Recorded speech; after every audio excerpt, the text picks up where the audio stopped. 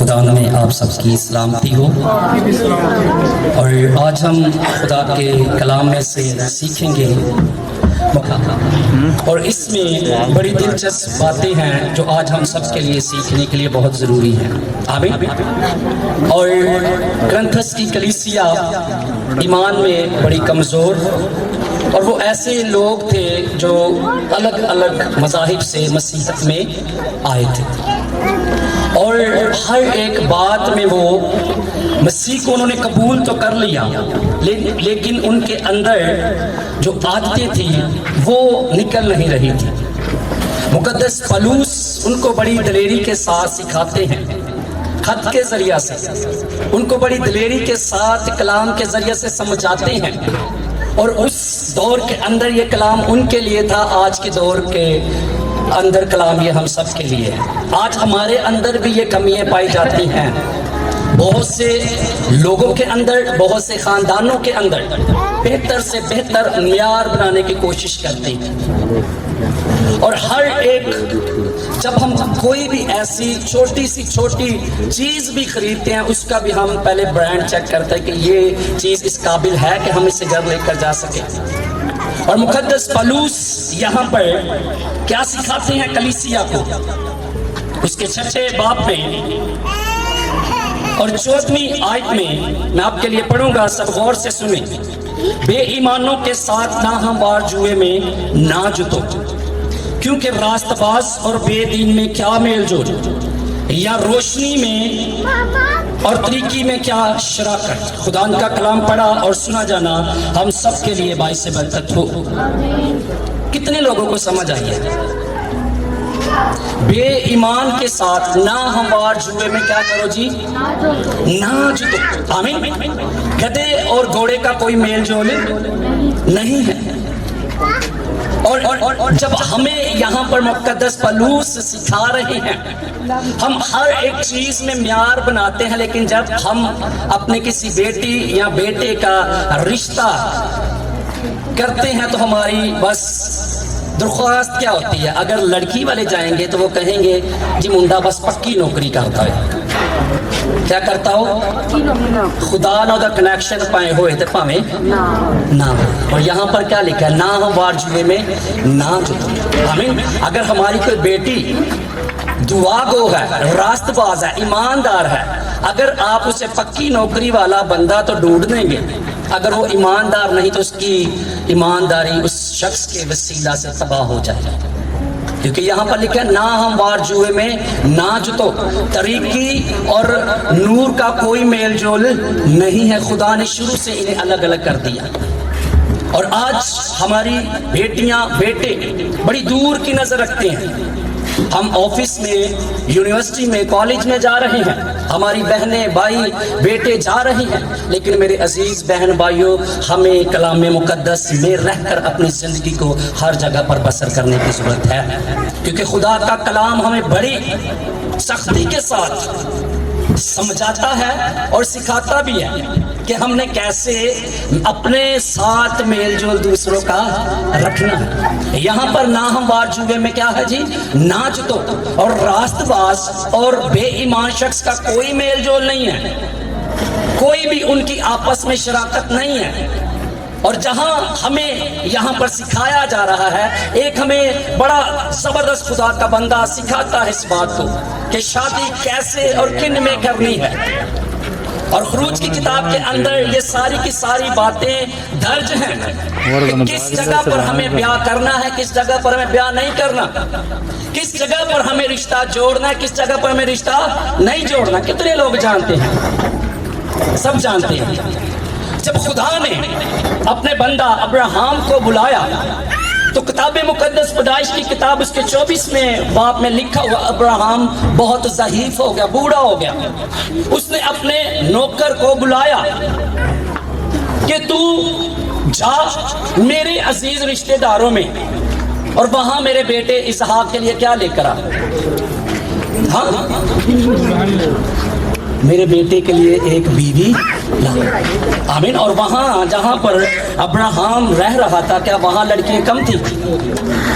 وہاں بھی لڑکیاں تھی، لیکن وہ کسی ناہموار جوے میں اپنے بیٹے کو جوتنا نہیں چاہتا تھا۔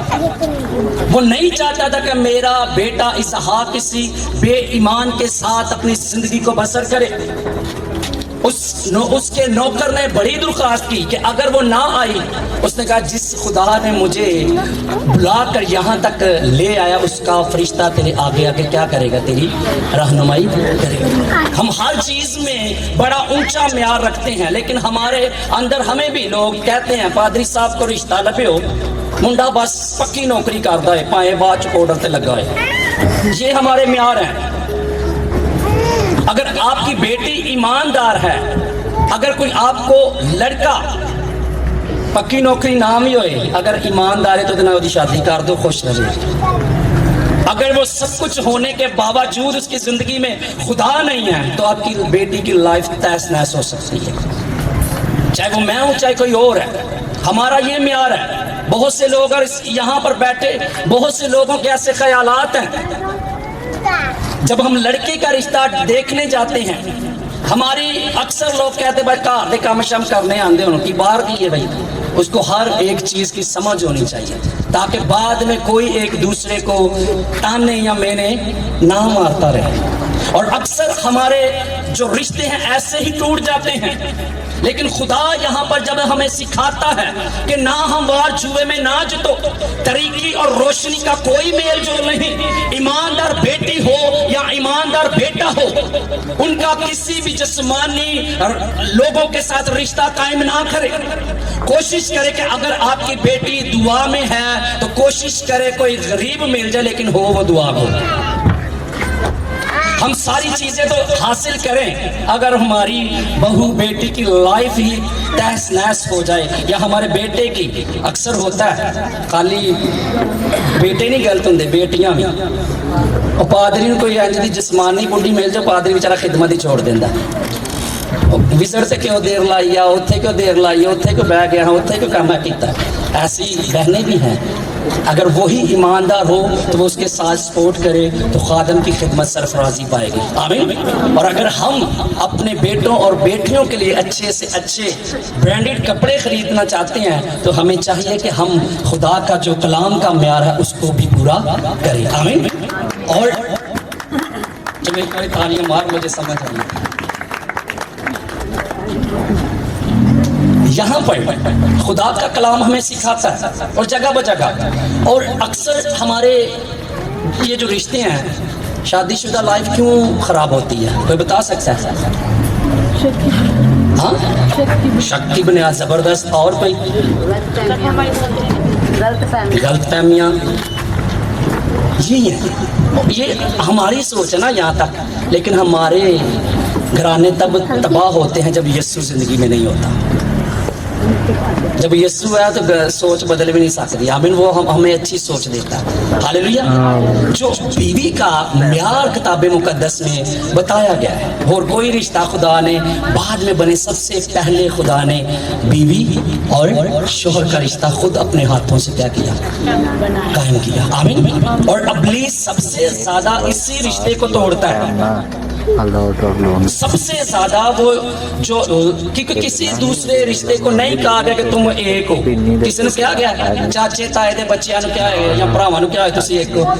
بائبل میں کہیں لکھا ہو؟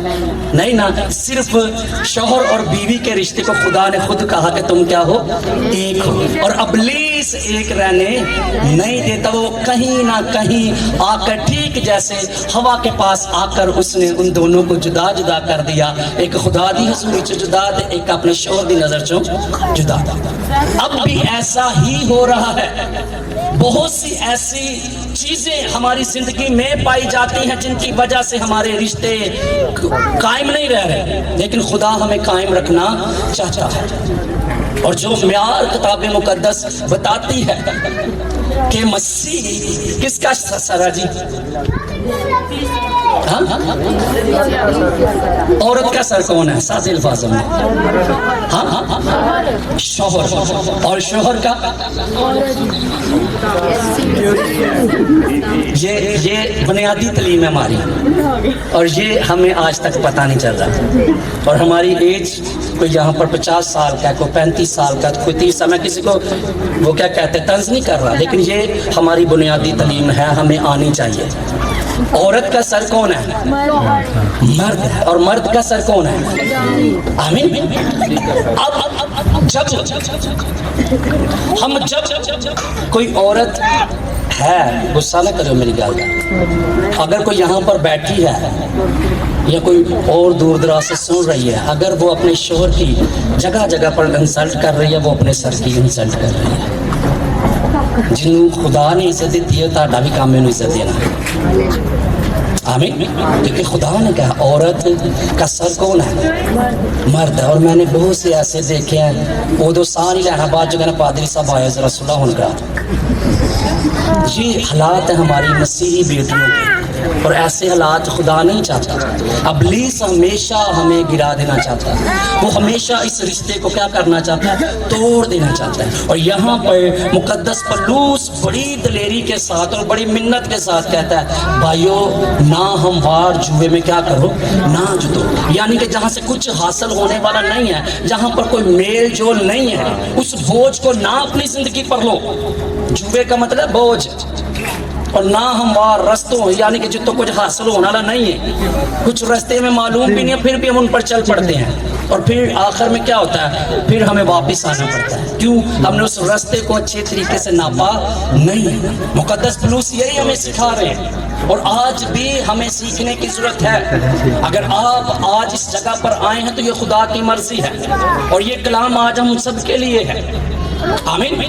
اور ہمیں ضرورت ہے کہ اس کلام کو ہم اپنی زندگیوں کے اندر لیں، اور جو کام مرد کا ہے وہ مرد کرے، اور جو کام عورت کا ہے وہ عورت کرے. آمین. مرد کو حکم ہے کہ اپنی بیوی سے اپنے بدن کی مانند کیا رکھے، ہاں محبت رکھ. لیکن جدو مرد بھی غصے چاہتا ہے وہ بیوی نے مار لینا، وہ اپنے آپ کو مار لینا، کیونکہ خدا کے حکم کو تو وہ پہلے ہی توڑ چکا ہے.